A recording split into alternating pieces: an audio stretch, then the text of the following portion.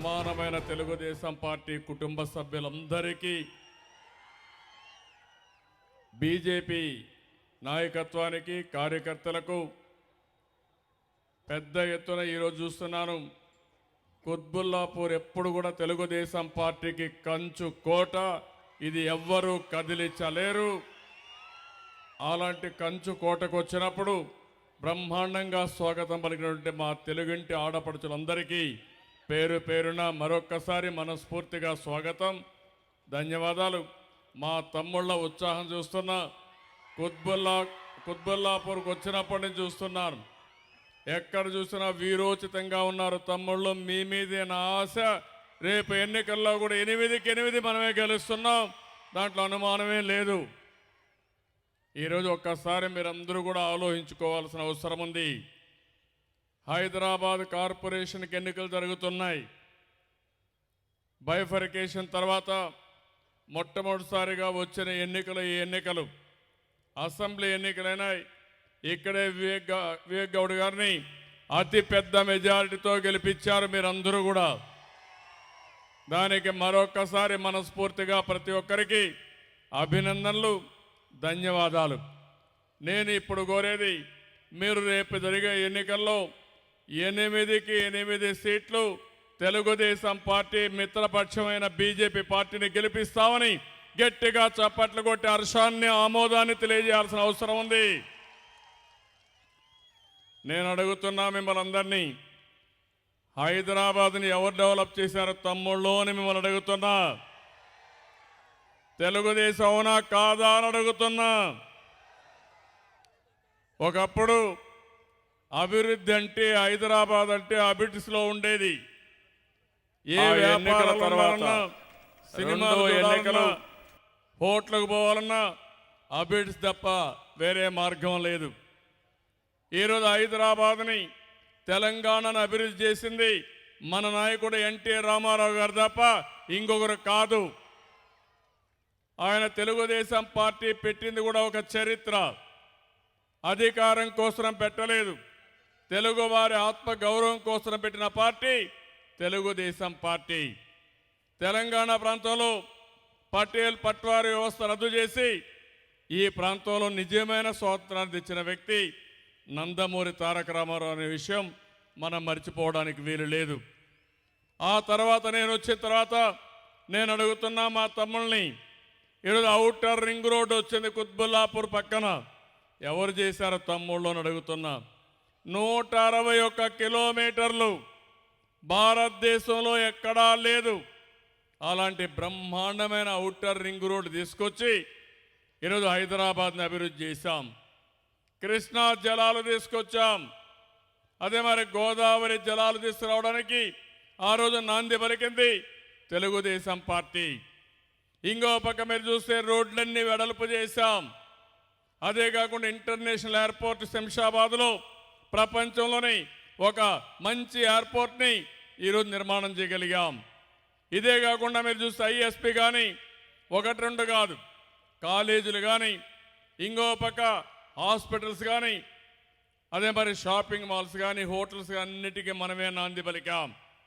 నేను ఆ రోజు ప్రపంచం మొత్తం తిరిగాను. హైదరాబాద్ నగరంలో ఒక మంచి అభివృద్ధి కావాలి, ఐటీకి ప్రాధాన్యత రావాలి, దీనివల్ల పరోక్షంగా ఉద్యోగాలు రావాలని మొత్తం ప్రయత్నం చేశాం. ఒక ఐటీ ఉద్యోగం వస్తే 4-5 మంది డ్రైవర్ దగ్గర నుంచి డాక్టర్ వరకు ఉద్యోగాలు వచ్చే పరిస్థితి వచ్చింది. ఒక 3 లక్షల ఉద్యోగాలు వస్తే 14 లక్షల మంది వేరే ఉద్యోగాలు వచ్చి హైదరాబాద్ ఒక మహానగరంగా తయారయ్యే పరిస్థితి వచ్చింది. కుత్బుల్లాపూర్ ఉంది. భారతదేశంలో ఉండే అన్ని రాష్ట్రాలకు సంబంధించినటువంటి ప్రజలు కుత్బుల్లాపూర్లో ఉన్నారు. దేశమంతా ఉన్నారు. రాష్ట్రంలో 13 జిల్లాలకు సంబంధించిన వ్యక్తులు ఈ కుత్బుల్లాపూర్లో ఉన్నారు. నేను ఆ రోజు ప్రపంచమంతా తిరిగి ఒకే మాట చెప్పాను, మీరు రండి, పెట్టుబడులు పెట్టండి, మీకు అండగా మేము ఉంటాం. ఇక్కడ ప్రజలందరూ కూడా ఒక హామీ ఇచ్చారు, మీరు ఎక్కడా భయపడవలసిన అవసరం లేదు, హైదరాబాద్ మనది, మనందరిది, కష్టపడదాం, హైదరాబాద్ని అభివృద్ధి చేద్దామని నేను ఆ రోజు పిలిపించిన మాట మరొక్కసారి మీ అందరికీ గుర్తు చేస్తున్నాను. అందుకని ఈరోజు నా మీద ఒక బాధ్యత ఉంది. కొంతమంది అంటున్నారు తెలుగుదేశం పార్టీకి ఇక్కడ ఏం పని అంటున్నారు. నేను అడుగుతున్నా మిమ్మల్ని, తెలుగుదేశం పార్టీ తెలుగు జాతి ఎక్కడుంటే అక్కడుంటుంది. దీన్ని ఎవ్వరూ అడ్డుకోలేరు. అండమాన్లో తెలుగుదేశం పార్టీ ఉంటుంది. అమెరికాలో తెలుగు వారికి అన్యాయం జరిగితే అమెరికాకి వెళ్తాం. ఆస్ట్రేలియాలో తెలుగు వారికి అన్యాయం జరిగితే ఆస్ట్రేలియాకి వెళ్ళి వాళ్ళని కాపాడాం. అందుకని ఈరోజు మీరు గుర్తుపెట్టుకోవాల్సింది, తెలుగుదేశం పార్టీ ఒక చారిత్రక అవసరం. ఇక్కడ వివేక్ గౌడ్ గారు ఉన్నారు, చాలా ఉత్సాహంగా పనిచేస్తున్నారు.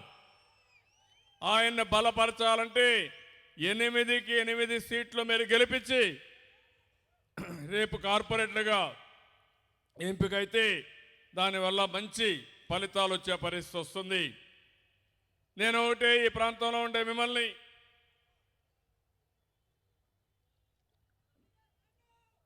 ఈ ప్రాంతంలో ఉండే మిమ్మల్ని అందరినీ కోరడానికి వచ్చాను. బైఫర్కేషన్ అయిన తర్వాత హైదరాబాద్ నగరంలో మెజారిటీ అసెంబ్లీ సీట్లని, మెజారిటీ పార్లమెంట్ సీట్లని తెలుగుదేశం పార్టీ బీజేపీ అభ్యర్థుల్ని మీరు గెలిపించారు. అది నా జీవితంలో ఎప్పుడూ మర్చిపోలేను. తప్పకుండా మీకు ఈ 2 పార్టీలు రుణపడి ఉన్నాయని చెప్పి కూడా మరొక్కసారి విజ్ఞప్తి చేస్తున్నాను. అయితే ఈరోజు కొత్త రాష్ట్రం, కొన్ని సమస్యలు ఉన్నాయి. నేను ఎక్కువ సమయం పెడితే తప్ప అక్కడ సమస్యల పరిష్కారం చేయలేకపోతున్నాం. ఈరోజు ఒకసారి మీరు ఆలోచించుకుంటే, తెలుగుదేశం పార్టీ 2 రాష్ట్రాల్లో, ఒక రాష్ట్రంలో అపోజిషన్లో ఉన్నాం, ఇంకొక రాష్ట్రంలో అధికార పక్షంలో ఉన్నాం. ఢిల్లీలో బీజేపీ తెలుగుదేశం అందరం కలిసి ఎన్డీఏ ప్రభుత్వాన్ని ఏర్పాటు చేసుకున్నాం. అక్కడ నరేంద్ర మోడీ గారు ప్రధానమంత్రిగా ఉన్నారు. 2 ప్రభుత్వాలు మనం ఉన్నాయి. తెలంగాణలో అపోజిషన్లో ఉన్నాం. నిన్న మొన్న చూస్తున్నాను, నేను అక్కడ పనుల వల్ల బిజీగా ఉంటే కాంగ్రెస్ నాయకులు మాట్లాడుతున్నారు నేనేదో భయపడుతున్నానని. తమ్ముళ్ళు, నేను బాంబులకే భయపడలేదు, వ్యక్తులకు భయపడతానా అని మిమ్మల్ని అడుగుతున్నా. భయం అనేది నా జీవితంలో ఎప్పుడూ లేదు. ఈరోజు మీరు గుర్తుపెట్టుకోవాల్సింది, కొంతమంది ఏదైతే మాట్లాడుతున్నారో దానికి ఏమాత్రం కూడా విలువ లేదు. నేను మీకు అండగా ఉంటాను. ఉండడమే కాదు, ఎక్కడ తెలుగువాడికి అన్యాయం జరిగితే అర్ధరాత్రి పిలిచిరా మీ దగ్గరకు వచ్చి మిమ్మల్ని కాపాడుకుంటానని మరొక్కసారి హామీ ఇస్తున్నా. తెలుగుదేశం పార్టీ ఆస్ట్రేలియాలో తెలుగు వారికి అన్యాయం జరిగితే వెళ్ళాం. అదే మరి గల్ఫ్ కంట్రీస్లో తెలుగు వారికి అన్యాయం జరిగితే వెళ్ళాం. ఉత్తరాంచల్లో వరదలు వస్తే తెలుగువారు అక్కడ ఇబ్బందులు పాలైతే అపోజిషన్లో ఉండి 4 కోట్ల రూపాయలు ఖర్చు పెట్టి వాళ్ళని తీసుకొచ్చిన పార్టీ తెలుగుదేశం పార్టీ. ఈరోజు మన రాష్ట్రంలో మీరు చూస్తున్నారు, ఇక్కడ తెలంగాణ కానీ అటు ఆంధ్రప్రదేశ్లో కానీ 2 రాష్ట్రాల్లో ఉండే ప్రజలు బాగుండాలని, మీకు మెరుగైనటువంటి ఫలితాలు రావాలనే ఉద్దేశంతో తెలుగుదేశం పార్టీ పనిచేస్తూ ఉంది. ఇటీవల ఒక విషయం మీకు కూడా చెప్పాల్సిన అవసరం ఉంది. ఇటీవల బైఫర్కేషన్ తర్వాత కొన్ని ఇబ్బందులు కూడా వచ్చాయి. ఇంకా ఇబ్బందులు పరిష్కారం చేసుకోవాల్సిన అవసరం ఉంది. అదే సమయంలో ఒక కుటుంబం విడిపోయినప్పుడు పరిష్కారంలో చిన్న చిన్న సమస్యలు వస్తూ ఉంటాయి. నేను అదే కోరాను, సమస్యలన్నీ సామరస్యంగా పరిష్కారం చేసుకోవాలని అనేక సార్లు విజ్ఞప్తి చేసిన విషయం కూడా మీరు చూశారు. మొన్న ఏదైతే మనం అమరావతికి ఫౌండేషన్ వేసినప్పుడు నేను నేరుగా వచ్చి తెలంగాణ ముఖ్యమంత్రిని కూడా పిలిచాను, రమ్మని చెప్పి గౌరవంగా పిలిచాను. వారు వచ్చారు. ఆ తర్వాత వారు యజ్ఞం చేస్తూ ఉంటే నన్ను పిలిస్తే నేను కూడా వెళ్ళాను. కానీ ప్రభుత్వం సహకరించుకుంటాం, ప్రజా సమస్యల్ని పరిష్కారం చేసుకుంటాం. రాజకీయాల్లో మాత్రం రాజీ లేదు. పార్టీ వేరే, ప్రభుత్వం వేరే అనే విషయం స్పష్టంగా మీ అందరికీ తెలియజేస్తున్నా. కాబట్టి మీకు ఎవ్వరికి కూడా అనుమానం అవసరం లేదు. ఈరోజు కొంతమంది మాట్లాడుతూ ఉంటే హైదరాబాద్లో నేనేమీ చేయలేదని మాట్లాడుతున్నారు. నేను అడుగుతున్నా, ఆ రోజు నేను కానీ ఫౌండేషన్ వేయకపోతే ఇంత పెద్ద సిటీగా ఎట్లా తయారైందని అడుగుతున్నా. ఆ రోజు కార్యక్రమాలు చేయకపోతే ఇన్ని లక్షల మంది హైదరాబాద్కి ఏ విధంగా వచ్చారో ఈ పెద్ద మనుషులు అర్థం చేసుకోవాల్సిన అవసరం ఉంది.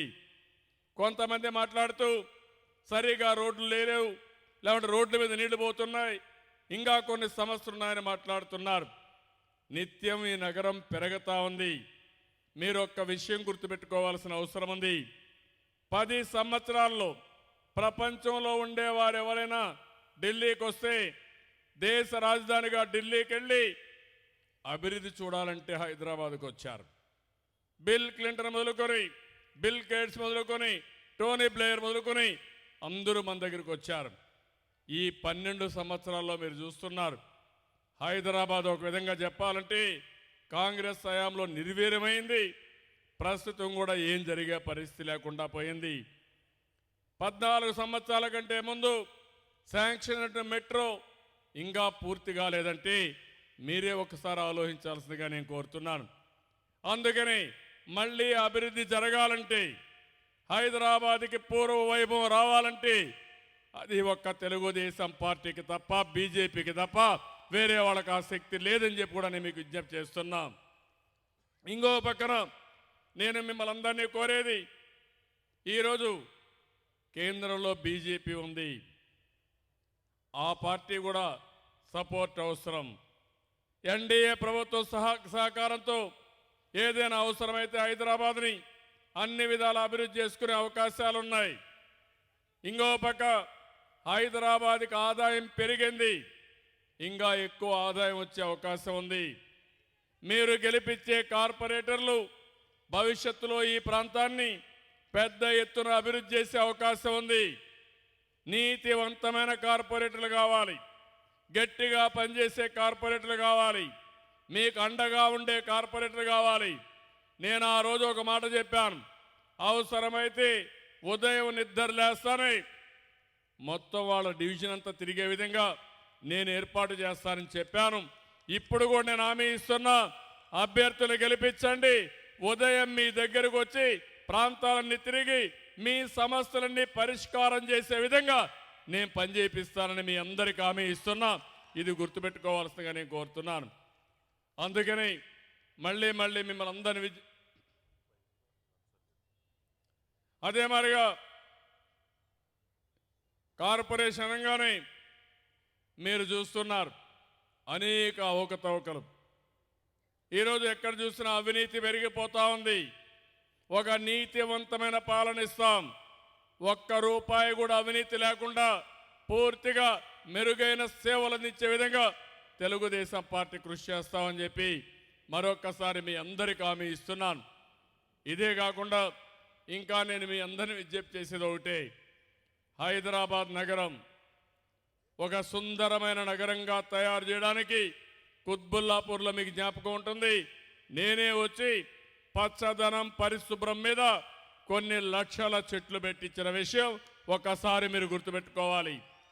తెలుగుదేశం పార్టీ హయాంలో క్లీన్ సిటీ అవార్డులు వచ్చాయి, బెస్ట్ సిటీ అవార్డులు వచ్చాయి. మొట్టమొదటిసారిగా హైదరాబాద్లో రాత్రిలో రోడ్లన్నీ పరిశుభ్రం చేసే కార్యక్రమాన్ని నేనే ప్రవేశపెట్టాం. కానీ ఈరోజు హైదరాబాద్లో చూస్తూ ఉంటే ఎక్కడ చూసినా చెత్త కూడా పెరిగిపోయే పరిస్థితి వస్తూ ఉంది. అందుకని నేను మిమ్మల్ని కోరేది, పని చేసే పార్టీకి ఓటేయమని, పని చేసిన పార్టీకి ఓటేయమని మిమ్మల్ని అందరినీ కోరుతున్నాం. అదే మాదిరిగా ఈరోజు ఇంకొక పక్క చూస్తే ఈ ప్రాంతంలో చాలామంది దేశం నలుమూల నుంచి వచ్చారు, రాష్ట్రం నలుమూల నుంచి వచ్చారు. 26 కులాలు సమైక్య ఆంధ్రప్రదేశ్లో వెనుకబడిన వర్గాలుగా వారందరినీ ఇక్కడ నిర్ణయించారు. కొంతమంది వేరే ప్రాంతం నుంచి వచ్చినప్పుడు సమైక్య ఆంధ్రప్రదేశ్లో వారు కూడా పేదవారు కాబట్టి వెనుకబడిన వర్గాలుగా పెడితే ఈ ప్రభుత్వం వస్తానే 26 కులాలని వెనుకబడిన వర్గాలని తీసేశారు. నేను అడుగుతున్నా, వాళ్ళు చేసిన పాపం ఏంటని అడుగుతున్నా.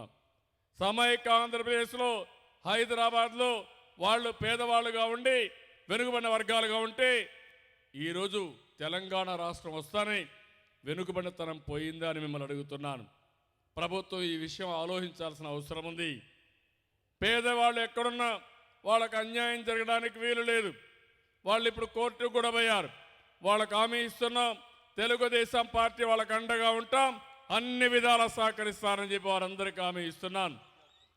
అదే మరిగా మీరు ఒకసారి చూస్తే విద్యార్థులు ఉన్నారు, పేద విద్యార్థులు ఉన్నారు, దేశం నలుమూల నుంచి వచ్చారు, హైదరాబాద్లో చదువుకుంటున్నారు. ఆ రోజు నేను ఆలోచించి కావాలని కొన్ని నిబంధనలు పెడతా ఉంటే ఇది మంచిది కాదు, ఇవన్నీ కూడా బాధ కలిగిస్తాయి, మీకు ఏదైనా ఇబ్బంది ఉంటే జనాభా దామాషా ప్రకారం ఆంధ్రప్రదేశ్లో 58% జనాభా ఉంది, తెలంగాణ 42% ఉంది. ఆ దామాషా ప్రకారం డబ్బులు ఇస్తాం, అందరినీ చదివించమని ఆ రోజు కూడా కోరాను. తర్వాత వాళ్ళు ఒప్పుకోకపోతే కోర్టుకు పోయింది, కోర్టులో కూడా ఆదేశాలు వచ్చే పరిస్థితికి వచ్చాయి. ఇలాంటి కొన్ని సమస్యలు వచ్చాయి. నేను ఒకటే మిమ్మల్ని అందరినీ కోరేది, ఇక్కడ వివేక్ గౌడ్ గారు కానీ మన మల్లారెడ్డి గారు కానీ ఎప్పటికప్పుడు ఈ సమస్యలపైన పోరాడుతున్నారు. ఇప్పుడే మా ఆడబిడ్డలు చూస్తున్నాను, డాక్రా సంఘాలు డాకువా సంఘాలు నేనే పెట్టాను, పొదుపు ఉద్యమం నేనే నేర్పించాను, ఉద్యోగాల్లో రిజర్వేషన్లు పెట్టాం, కాలేజ్ సీట్లో ఆ రోజు రిజర్వేషన్లు పెట్టాం, పేదవాళ్ళందరినీ డాకువా సంఘంలో మెంబర్లుగా చేర్చి వాళ్ళ ఆర్థిక అభివృద్ధి కోసం మీకు ఆ రోజు చేయూతనిచ్చాం. ప్రభుత్వంలో కార్పొరేషన్లో పనులు ఇప్పించి మిమ్మల్ని ప్రోత్సహించిన ప్రభుత్వం తెలుగుదేశం ప్రభుత్వం అని చెప్పి కూడా నేను మీకు తెలియజేసుకుంటున్నాను.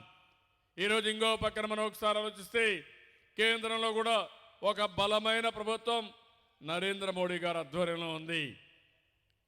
గడిచిన 19 నెలల్లో లేకపోతే 20 నెలల్లో ప్రపంచం మొత్తం భారతదేశానికి గుర్తింపు వచ్చింది.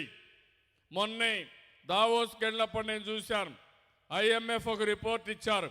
ఆ రిపోర్ట్ ప్రకారం ప్రపంచంలో ఎక్కువ అభివృద్ధి చెందే దేశం ఒక్క భారతదేశం రిపోర్ట్ ఇచ్చారు. ఇది మనందరికీ గర్వకారణం. 7.5 నుంచి 8% గ్రోత్ ఉంటుంది. చైనా అభివృద్ధి తగ్గిపోయింది, ఆగిపోయే పరిస్థితికి వస్తూ ఉంది. ఈరోజు ప్రపంచం మొత్తం ఆసక్తిగా చూసే దేశం ఒక్క భారతదేశం తప్ప వేరే దేశం లేదు. ఇలాంటి సమయంలో భారతదేశం యొక్క ప్రతిష్ట మన ప్రధానమంత్రిగా నరేంద్ర మోడీ గారు పెంచగలిగారు. అనేక కార్యక్రమాలకు రూపకల్పన చేశారు. మేక్ ఇన్ ఇండియా కానీ, స్వచ్ఛ భారత్ కానీ, డిజిటల్ ఇండియా కానీ, ఇంకో పక్క జన్ ధన్ కానీ ఇలాంటి కార్యక్రమాలు చాలా తీసుకొచ్చారు. ఇవన్నీ కూడా అమలు జరగాలంటే, అదే మరిగా ఈ యొక్క హైదరాబాద్ అభివృద్ధి కావాలంటే ఇక్కడ తెలుగుదేశం పార్టీ బీజేపీ పార్టీ పెట్టిన అభ్యర్థులు గెలవాల్సిన అవసరం ఉంది. దీన్ని గెలిపించవలసిందిగా మరొక్కసారి మిమ్మల్ని కోరుకుంటూ, ఈరోజు మీ ఉత్సాహం చూస్తే కుత్బుల్లాపూర్లోనే ఉండిపోవాలనిపిస్తుంది, కానీ ఇంకా 2 మీటింగ్లు ఉన్నాయి. నేను మిమ్మల్ని అందరినీ అడుగుతున్నా, తమ్ముళ్ళు నా జీవితంలో ఎప్పుడన్నా భయపడిన దాఖలాలు ఉన్నాయా అని మిమ్మల్ని అడుగుతున్నా. మీకు ధైర్యం ఉందా లేదా అని మిమ్మల్ని అడుగుతున్నా. అవసరమైతే ఎవరికైనా అన్యాయం జరిగితే అర్ధరాత్రి సరే నేరుగా వచ్చి మిమ్మల్ని కాపాడుకుంటాను, మీరు కూడా ధైర్యంగా ముందుకు పోతామని గట్టిగా చప్పట్లు కొట్టి హర్షాన్ని ఆమోదాన్ని తెలియజేయమని కోరుకుంటూ, ఇప్పుడు నేను జై తెలుగుదేశం అంటే ముందు తెలుగుదేశం అంటే జిందాబాద్ని గట్టిగా స్లోగన్ ఇవ్వాలి. తెలుగుదేశం. తమిళలో మీకు చాలా సేవలు అందించిన పార్టీ తెలుగుదేశం పార్టీ. హైదరాబాద్ మొత్తం వినపడాలి, తెలుగుదేశం తెలుగుదేశం. అదే మరి ఎన్టీఆర్ అంటే అమర్హై, ఎన్టీఆర్ ఎన్టీఆర్ ఎన్టీఆర్. అదే మరి మీ ఓటు తమ్ముళ్ళు గట్టిగా సైకిల్ కని చెప్పాలి, తమ్ముళ్ళు మీ ఓటు, తమ్ముళ్ళు మీ ఓటు, అమ్మలారా మీ ఓటు, అమ్మలారా మీ ఓటు, మనందరి ఓట్లు. జై హింద్, జై జన్మభూమి, అంతా హుషారుగా ఉన్నారా లేదా? హుషారుగా ఉన్నామని చేలిపైకి ఎత్తండి. ఏమారితే చాలా సమస్యలు వస్తాయి. ఈ పరిస్థితుల్లో ఎట్టి పరిస్థితుల్లో మనం అన్ని సీట్లు గెలవాలి, గెలిపించుకోవాలి. అది మీ బాధ్యత. అభివృద్ధి చేసే బాధ్యత తెలుగుదేశం పార్టీ, బీజేపీ పార్టీ తీసుకుంటామని మరొక్కసారి తెలియజేసుకుంటూ అందరికీ నమస్కారాలు. Thank you.